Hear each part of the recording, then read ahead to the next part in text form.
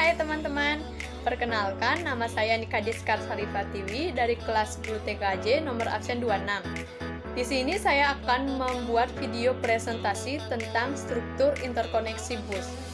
Sebelum kita masuk ke videonya, jangan lupa di like, komen, dan subscribe channel ini ya. Yuk, kita mulai ke videonya.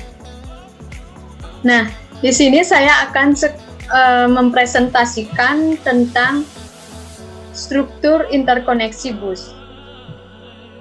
Di sini juga sudah ada penjelasan dari struktur interkoneksi bus.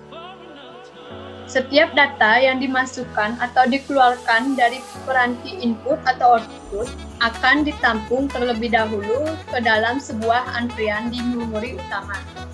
Kemudian diteruskan ke CPU untuk diproses. Oleh karena itu, diperlukan sebuah saluran yang dapat menjembatani komunikasi data antara peranti input atau output dengan memori dan CPU yang disebut bus.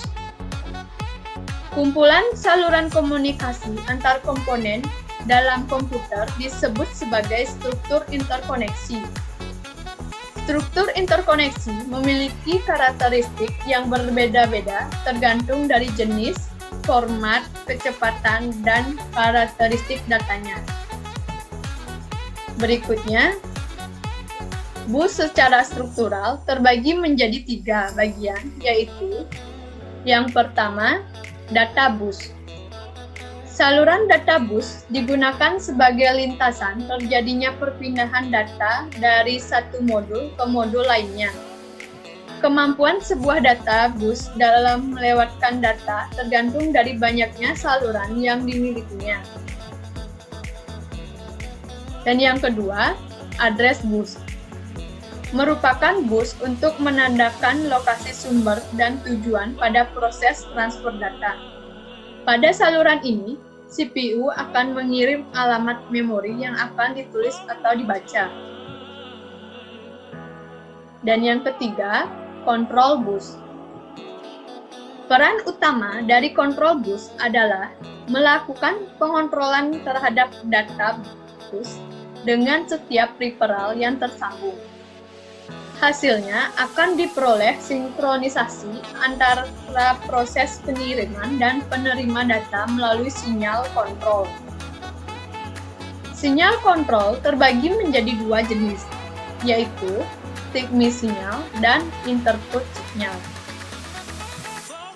Dan berikutnya, bus dalam komputer secara fisik dapat dibedakan menjadi 2 jenis, yaitu yang pertama, saluran bus yang bersifat tetap. Saluran permanen bersifat tetap adalah bus yang terpasang pada mainboard komputer yang menghubungkan komponen-komponen yang terpasang pada mainboard. Yang kedua, saluran bus yang bersifat fleksibel. Saluran bus yang bersifat fleksibel adalah bus berupa songket atau slot yang memungkinkan pemasangan atau pelepasan modul-modul tertentu pada slot tersebut. Dan yang terakhir, kesimpulan dari bus. Dapat disimpulkan bahwa bus adalah rangkaian elektronik yang berfungsi sebagai konduktor listrik yang dapat menghantarkan setiap data-data yang dikomunikasikan oleh setiap modul-modul komputer. Nah, itu saja presentasi dari saya. Saya ucapkan terima kasih.